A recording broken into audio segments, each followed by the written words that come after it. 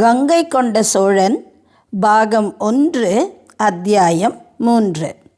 மூச்சின் மீது முழு கவனமும் வைத்து உள்ளுக்குள் இழுத்து வெளியே அனுப்புவதற்கு பெயர்தான் சுவாசம்.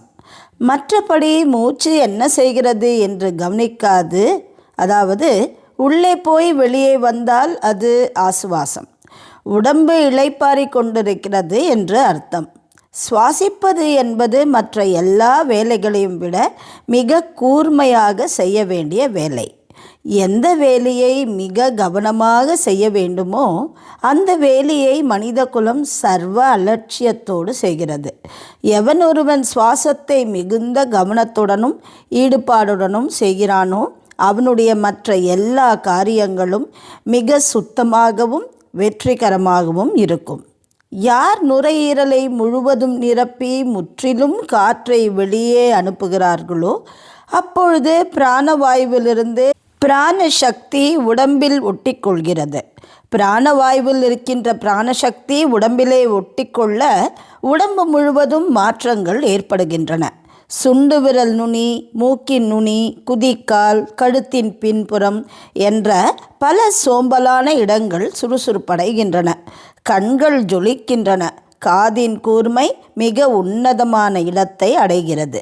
சுவாசம் என்பது ஒரு பயிற்சி அல்ல, ஒரு பழக்கமும் அல்ல. மிக சீராக காற்று இழுத்து வெளியே விடுவதை இயல்பாக அதே நேரம் மிக முக்கியமானதாக செய்ய வேண்டும். இதை செய்கின்ற ஒரே உயிர் வாழினம் பாம்பு மட்டுமே.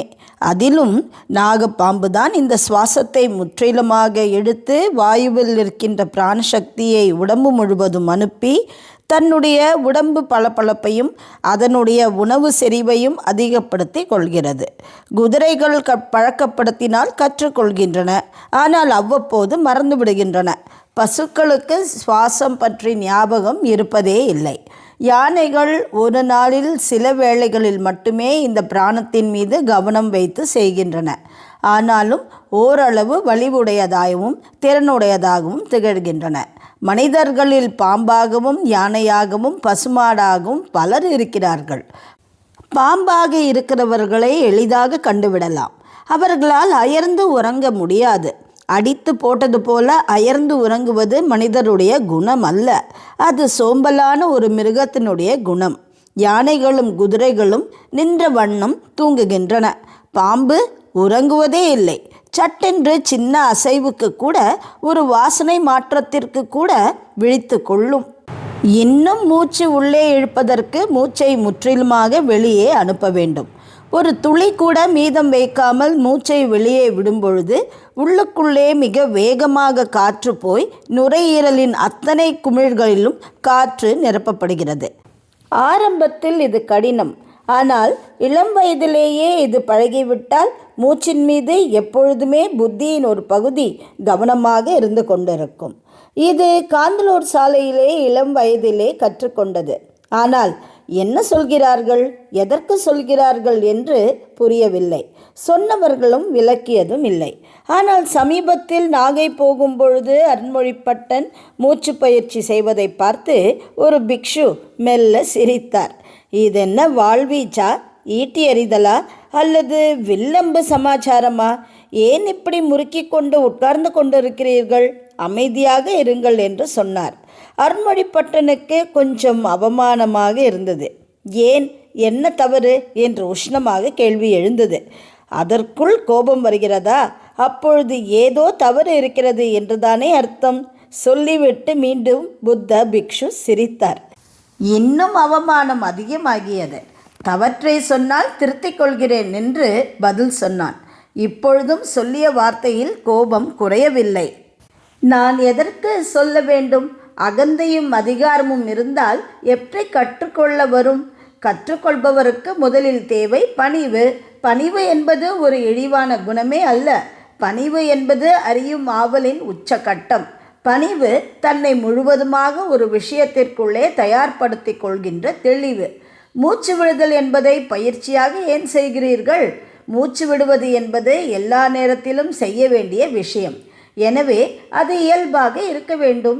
இதை பயிற்சியால் செய்தால் அவ்வப்போது உபயோகப்படும்.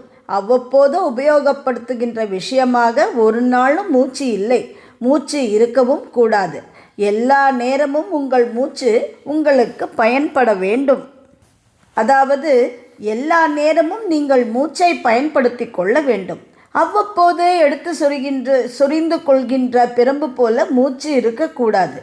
இப்படி பல நூறு விஷயங்கள் நாகைப்பட்டினத்து விகாரையில் ஆசிரியர்களாக இருக்கும் புத்த பிக்ஷுக்களால் அருண்மொழிப்பட்டனுக்கு சொல்லித்தரப்பட்டது.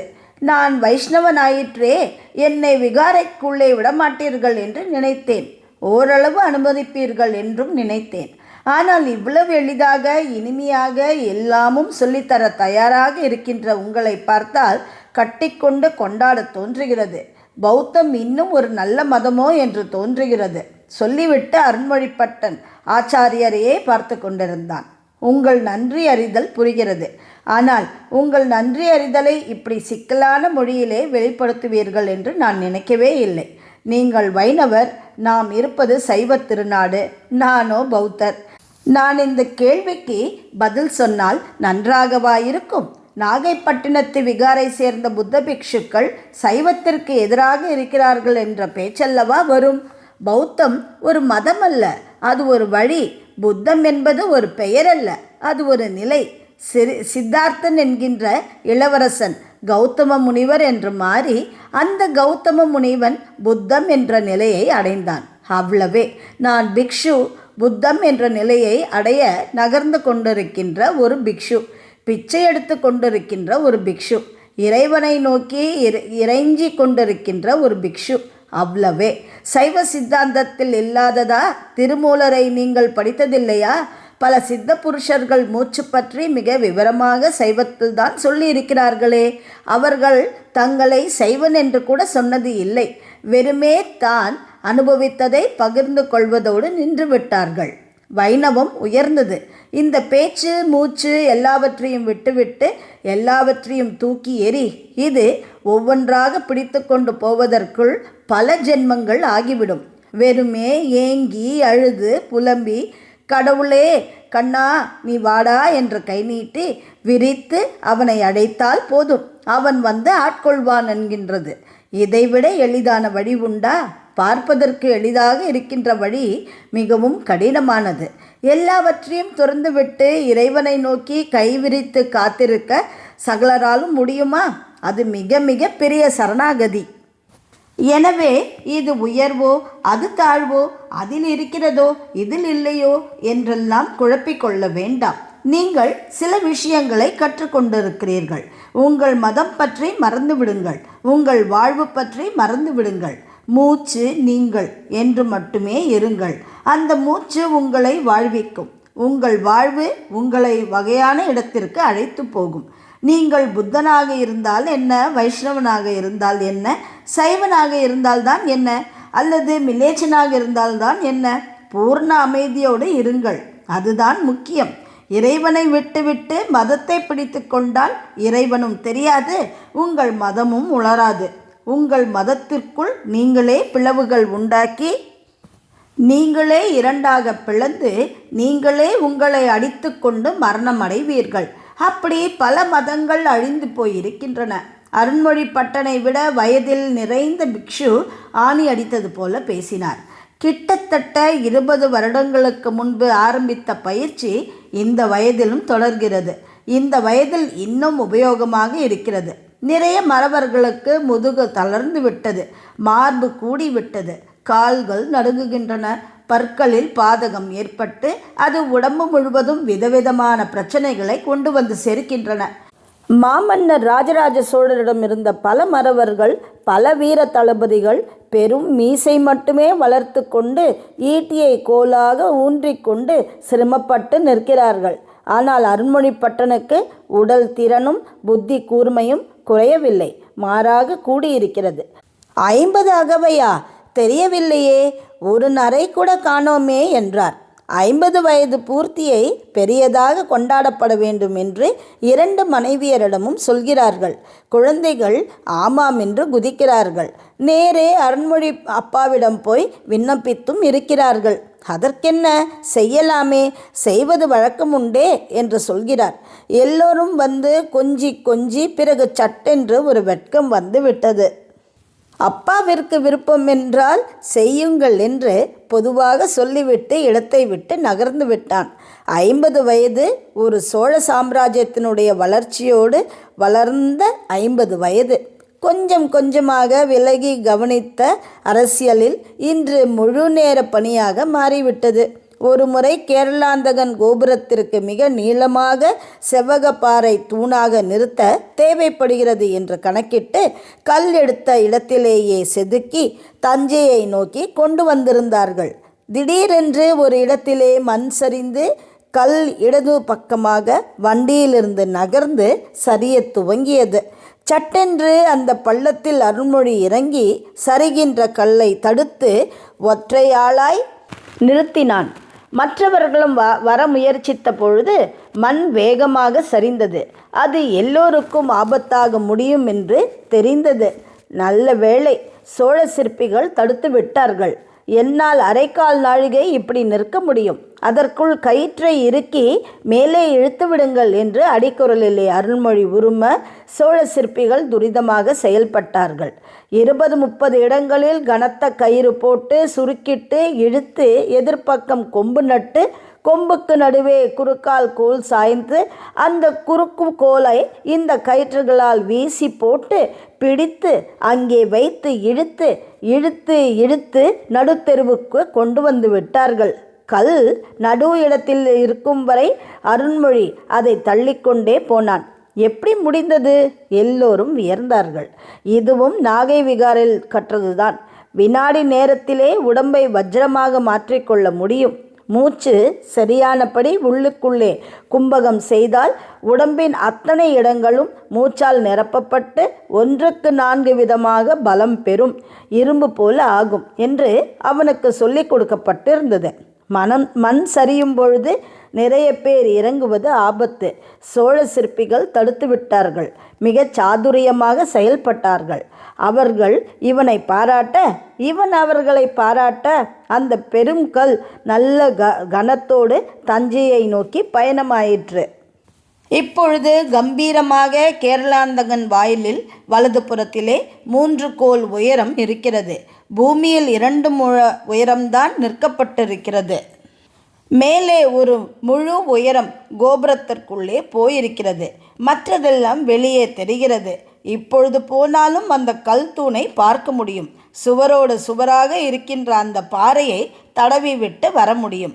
ஒவ்வொரு முறை அதை தடவும் பொழுதும் மூச்சு முட்டி விரைப்பாக நின்ற அந்த வேகம் நினைவுக்கு வருகிறது. மரணத்திற்கு தயார் என்ற நிலையில்தான் அப்படி மூச்சு இழுத்து உடம்பு முழுவதும் வலுவாக்கி நிற்க முடியும். இன்று காலை எல்லா அதிகாரிகளும் ராஜேந்திர சோழரிடமிருந்து அவசர ஓலை வந்தது. தஞ்சையில் முக்கியமான இடங்களை திடீரென்று முழு வீச்சிலே ரகசியமாக சோதனை செய்ய வேண்டும் என்கின்ற ஆணை வந்தது. அருண்மொழிப்பட்டனுக்கு ராஜராஜேஸ்வரம் நிர்வாகத்தை நன்கு கவனிக்குமாறு தனியே எழுதப்பட்டிருந்தது. நன்கு என்று குறிப்பிடுகிற பொழுது அங்கு ஏதோ சரியில்லை என்று மாமன்னர் நினைக்கிறார் என்பதை தெளிவாக புரிந்தது. எனவே ஆட்கள் எவரும் இல்லாத, மெய்க்காவல் படைக்கூட இல்லாது தனியே குதிரை ஏறி அரண்மனையிலிருந்து கடைத்தெரு வழியாக பலரின் முகமன்களை ஏற்றுக்கொண்டு ராஜராஜேஸ்வரம் நோக்கி போய்கொண்டிருந்தான். சோற்றுக்கடை பக்கம் திரும்பிய பொழுது அங்கு கூட்டம் தெரிந்தது. கோவில் போவதற்கு சோற்றுக்கடை வீதி வழியாக போக வேண்டிய அவசியம் இல்லை. வலது பக்கம் தனி சீராக அந்த வீதி இருக்கிறது. இது சமீபத்தில் ஏற்பட்ட வீதி. கல் கட்டடங்கள் கூட அல்ல, எல்லாமே கூரை வீடுகள்தான். ஆனால் திண்ணையும் சுவரும் மிக உறுதியாக கட்டப்பட்டு எப்பொழுதும் நடமாட்டம் உள்ள தெருவாக போயிற்று. என்ன கூட்டம் அங்கே? அருண்மொழி தயங்கி நின்றான். குதிரை லேசாய் முன்னும் பின்னும் அலைந்தது. தடவி கொடுத்து சமாதானப்படுத்தினான். புரவி அசையாமல் நின்றது. என்ன அங்கே? எழுந்து நின்று முகமன் சொன்னவரை கேட்டான். வழக்கம் போலதான், மது போதையிலே அலட்டல். உரக்க கூவுதல். இந்த தெருவில் இது அதிகமாகிவிட்டது என்று அந்த பெரியவர் அலுப்போடு சொன்னார். யாரவன் அப்படி அலட்டுவது? நெற்றியை சுருக்கி கொண்டு விசாரித்தான். அருண்மொழிப்பட்டனை கண்டுவிட்டு சில வீரர்கள் குதிரையில் தாவி ஏறி சோற்றுக்கடை மத்தியிலிருந்து வீதியின் ஆரம்பத்திற்கு வந்தார்கள். என்னப்பா, என்ன ரகலை? ஐயா, கண்டன்மாறன் என்கின்ற குதிரைப்படை வீரன் முழு போதையிலே இருக்கிறான். கையிலே காசு இல்லை. சோறு போடு என்று ஒரு பெண் நடத்துகின்ற சோற்றுக்கடை மீது மூங்கிலை ஈட்டி போல எரிகிறான். கதவை அடித்து உதைக்கிறான். யார் மடக்கினாலும் பதிலுக்கு முகவாயில் குத்துகிறான். மறவன் என்று விட்டுவிடுவதா அடக்குவதா புரியவில்லை. ஆனால் ஒரு சிற்பி அவன் தலைமுடியை பிடித்து அடித்து பின்பக்கம் கட்டாக கையை கட்டி இழுத்து கொண்டு வருகிறார். என்ன பிரச்சனை அவனுக்கு? பசிக்கிறது, சோறு போடு என்கிறான். அருண்மொழிப்பட்டன் மௌனமாக நின்றான். ஏன், காசு இல்லையா? எல்லா காசுகளுக்கும் குடித்து விட்டான். ஆகவே உணவுக்கு காசு இல்லை. சோறு போட்டார்களா இல்லையா? அருண்மொழிப்பட்டனுடைய கேள்வியை அவர்கள் எதிர்பார்க்கவில்லை. மௌனமாக இருந்தார்கள். உங்களைத்தான் கேட்கிறேன், அந்த வீரனுக்கு சோறு போட்டார்களா இல்லையா? இல்லை, போடவில்லை. மாறாக அடித்து இழுத்து வருகிறார்கள். அருண்மொழிப்பட்டன் சட்டென்று குதிரையை திருப்பினான். எதிரே வந்த அந்த ஊர்வம்புக்கு போனான். மத்தியம வயதுள்ள அந்த வீரனை அவர் குதிரையை சுற்றி வந்தான்.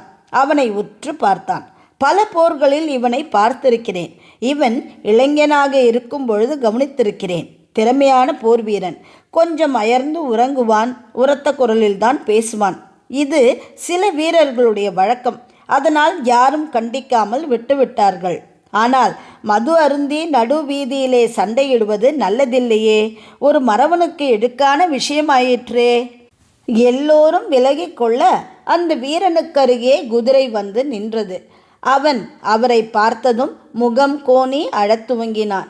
ஒருவேளை அவனுக்கு பல போர்கள் ஞாபகம் வந்திருக்கும். யார் கட்டியது? சிற்பி முன்னே வந்து தலை வணங்க, அவன் கட்டை தயவு செய்து அவிழ்த்து விடுங்கள் என்று பணிவாக அருண்மொழி கட்டளையிட்டார். உடனே செயல்படுத்தப்பட்டது. இது யாருடைய கடை என்று பார்க்க அந்த இடத்திலே அப்பமும் இடரிகவும் இருந்தது. மறவனை அந்த திண்ணையிலே உட்கார வைத்து அவனுக்கு எதிரே இலை போட்டு உள்ளே இருக்கின்ற நல்ல உணவுகளை பரிமாற சொல்லுங்கள். முதலில் இவன் பசியாரட்டும். பசி குறைந்தால்தானே போதை குறையும். வெறுமே இவரை போதையிலே ஆடவிட்டு ஏன் வேடிக்கை பார்க்கிறீர்கள்? ஏன், என்ன ஆயிற்று உமக்கு? சும்மா இருக்க இயலாதா என்று கடித்து கொண்டார். விரைவாக திண்ணையை சுத்தம் செய்யப்பட்டு திண்ணையிலே ஒரு பலகை போடப்பட்டு பலகையின் மீது வாழை இலை போடப்பட்டது. வாழை இலை மீது அப்பங்கள் வைக்கப்பட்டன. எல்லோரும் பார்க்க அந்த வீரன் அப்பத்திற்கு எதிரே கை கட்டி உட்கார்ந்து கொண்டான். கை கூப்பி கண்மூடி இறைவனை வணங்கினான். கூட்டம் மெல்லியதாக சிரித்தது. சற்று நேரம் முன்னால் செய்த அலம்பல் என்ன, இப்பொழுது செய்கின்ற பூஜை என்ன என்று ஒருவர் உரக்க சொன்னார். கூட்டம் மீண்டும் சிரித்தது. அருண்மொழி பதில் சொல்லாது அந்த வீரனையே பார்த்து கொண்டிருந்தான். வீரன் அப்பத்தை உண்டான். ஆவி பறக்க இடறிக பரிமாறப்பட்டது. மிளகு குழம்பும் பீர்க்கங்காய் துவையலும் வைக்கப்பட்டது. எள் எண்ணெய் ஊற்றப்பட்டது. எல்லாம் கலந்த ஒரு வினோதமான வாசனை எல்லோருடைய மூக்கிலும் பரவின. பசியை கிளறின. காலையில் 12 வாழைப்பழங்களும் கொய்யா பழங்களும் சாப்பிட்டு இருந்தும் இந்த வாசனை பசியை மறுபடியும் கிளறியது. அருண்மொழி மெல்ல அதட்டி மனசை அடக்கினான். அவன் எவ்வளவு சாப்பிடுகிறானோ அதற்கு உண்டான மாடையை இந்த சிற்பியிடமிருந்து வாங்கிக் கொள்ளுங்கள். பசிக்கிறது என்று சொன்னவருக்கு உணவு இல்லை என்று சொல்வது அவ்வளவு உயர்ந்த விஷயம் அல்ல. அவர் ஒரு வீரர், மறவர், சோழ தேசத்திற்காக போரிட்டவர். இப்பொழுது சோறு போட்டுவிட்டு நாளை அல்லது நாளை மறுநாள் இவர் வருகின்ற பொழுது இத்தனை சோறு தின்றீர், இவ்வளவு ஆயிற்று, அதற்குண்டான காசு கொடு என்று கேட்டால் அது மரியாதையாக இருக்கும். அப்படி அல்லாது போதையில் இருந்தார் என்ற ஒரே காரணத்திற்காக அவருக்கு சோறு மறுத்ததும் அவரை சீண்டியதும் தவறு என்று நினைக்கிறேன் என்று அருண்மொழி மெல்ல குரலில் பேச அவன் அட்டகாசம் செய்ததை தலைக்கு தலை விவரித்தார்கள். நீர் இப்பொழுது பேசும்பொழுது கூட போதையிலே பேசுவது போல்தான் இருக்கிறது. விசாரிக்காமல் அடித்துவிட முடியுமா? உரத்த குரலில் பேசியவர்கள் எல்லோருமே போதையில் இருப்பார்கள் என்று சொல்லலாமா? அவர் போதையிலே இருந்தது உண்மைதான். ஆனாலும் மறவனை இழிவுபடுத்தாதீர்கள். மறவனுடைய தியாகத்தை மறந்து விடாதீர்கள். அவருடைய உக்கிரமான போர் இன்று உங்களுக்கு உணவாக இருக்கிறது. நீங்கள் உணவு உண்ண பல்வேறு வகைகளை உபயோகப்படுத்தி சம்பாதித்திருக்கிறீர்கள். மறவர்கள் போர் தவிர ஒன்றும் தெரியாது. போர் நடக்கின்ற காலத்திலே அவரிடத்திலே காசு புரளும், மற்ற நேரங்களில் இல்லாது போகும். எனவே கடுமையாக இருக்க வேண்டாம். மறவரே, உம்முடைய பெயர் என்ன? கண்டன்மாறன், வலக்கை வீரன், சேனை தெரிஞ்ச கைக்கோள் படை உபதளபதி பரமன் மலபாடி என் தலைவர். உம்மை பற்றி பரமன் மலபாடியிடம் சொன்னால் என்ன ஆகும்? உணவு உண்பது சட்டென்று நின்றது. விழிகள் பெரியதாயின. முகத்திலே பயம் பரவியது. பிரம்பெடுத்து விளாசி விடுவார். தெரிந்தும் இப்படி செய்கிறீர்களே? தெரியாது செய்துவிட்டேன் கெஞ்சினான். அடிப்பார் என்று தெரியாது செய்து விட்டீரா? இல்லை, போதையிலே என்ன செய்கிறோம் என்று தெரியாது செய்துவிட்டேன். உண்டுவிட்டு ரகளை செய்வீரோ? எங்கும் அலம்பல் செய்தீரோ அங்கு போய் பலமுறை மன்னிப்பு கேட்டு காசு கொடுத்து உணவு உண்ண வேண்டும். சமரசம் ஏற்படுத்தி கொள்ள வேண்டும். நிச்சயம் செய்கிறேன். கண்டன்மாறன், இன்னொரு முறை இப்படி நீங்கள் செய்வது தெரிந்தால் உங்களை படையிலிருந்து விலக்கி கோட்டை காவலிலே உட்கார் வைத்து விடுவேன். கண்டன்மாறன் சட்டென்று எழுந்து நின்று கை கூப்பினான். விழுந்து வணங்கினான். தயவு செய்து அப்படி செய்து விடாதீர்கள். போரே என் வாழ்க்கை. போரில்லை என்பதாலேயே கோபம் வருகிறது. அந்த கோபம் இப்படி தாறுமாறாகிறது. கோட்டை காவல் வேண்டாம், செத்து விடுவேன். போர் முனைக்கு அனுப்புங்கள். இவன் வீரன், சுத்த மறவன். போர் போர் என்று மது குடிக்க வைத்து புத்தி வெறியேற்றி ஆயிரக்கணக்கான கிராமங்களை தாண்டி அழைத்து போய் வெட்டி கொல்ல சொல்லி அடித்து உதைக்க சொல்லி உபயோகப்படுத்திவிட்டு இப்பொழுது அமைதியாக இரு என்றால் முடியுமா? பணங்கள் புத்தியை சிலுப்பி விட்டது. கோட்டை காவலில் செத்து விடுவானாமே. அப்பொழுது வாழ்தல் என்பது போரா? போர் முனையிலா? இவனை போன்றவர்களால் தான் சோழ சாம்ராஜ்யம் உருவாயிற்று. எத்தனை ஆயிரம் மறவர்கள், எத்தனை விதமான திறமை, திடம். மறவரே கண்டமாறன், வருகிறேன், விடை பெற்றார். அவன் கை கூப்பி அதை பிரிக்காது அவரையே கண்ணீர் வழியே பார்த்து கொண்டிருந்தான். அருண்மொழிப்பட்டன் குதிரை ராஜராஜேஸ்வரம் நோக்கி திரும்பியது. கேரளாந்தகன் வாயில் தொட்டான், இறங்கினான். அருண்மொழிப்பட்டரே, இந்த பாறை தூணையா தூக்கி நிறுத்தினீர்? மாமன்னர் ராஜராஜர் இந்த தூணை தடவி கொடுத்தார். அற்புதம் அற்புதம் என்று வியந்தார். அவர் தடவிய இடத்திலே அருண்மொழி கன்னம் வைத்து கொண்டான். மெல்லியதாக கண்களிலே நீர் கோர்த்தது. எப்பேற்பட்ட ஒரு மனிதர்! என்ன அற்புதமான ஒரு மன்னன்! ஈடு என்ன இல்லாத ஒரு சக்கரவர்த்தி! ஐயா ஐயா, ஸ்வர்க்கத்திலே எப்படி இருக்கிறீர்கள்? உள்ளே அமைதியாய் ஒரு விசும்பல் அருண்மொழிப்பட்டனுக்கு ஏற்பட்டது. இத்துடன் அத்தியாயம் 3 இங்கு நிறைவடைகிறது. மீண்டும் அத்தியாயம் 4 நாளை சந்திக்கிறேன். வணக்கம்.